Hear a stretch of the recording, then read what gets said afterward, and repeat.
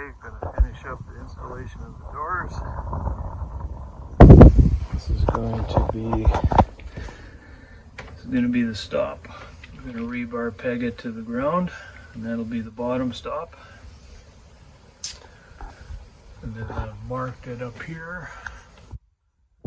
2x4 across there for the stop. And then we'll put some fasteners on there to hold her shut. I haven't quite figured that out yet, but I got an idea. I'll let you know when I get her done. Some wind noise today, sorry about that, but we're in the prairies. It's always windy. So she's done. A couple toggles.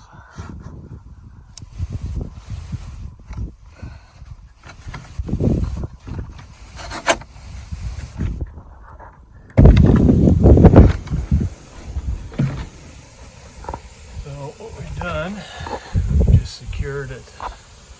One door, left-hand door, we secured with toggles, latches, hook and lasp, or whatever they're called. So that keeps it solid.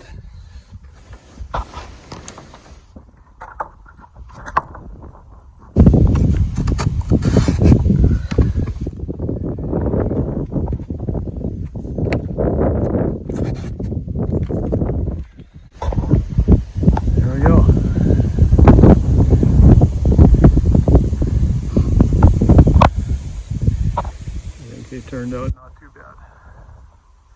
I'm happy with them. Now we just need to stain them.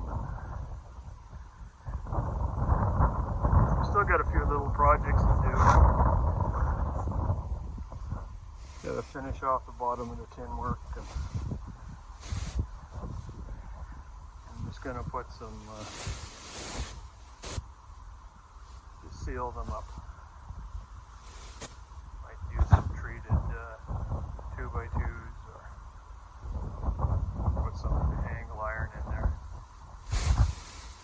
The cheapest way to do it is just put some spray foam inside, but the unit's not insulated, so I'm not too worried about it. This is a lot better than the tarp. This is some salvaged water tank Daryl had. Thanks again, Daryl.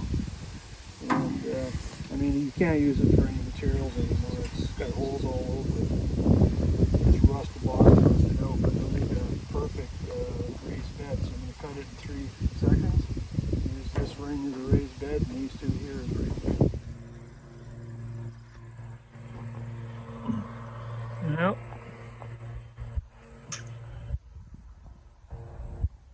Officially we're done. Just got to hook up that solar panel for the charging on the battery of the tractor. I think it looks alright.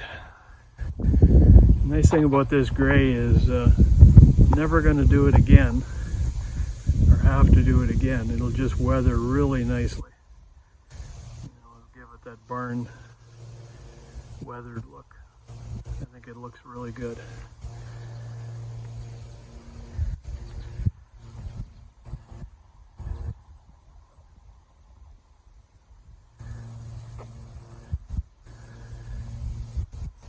Appreciate you guys following along on this project.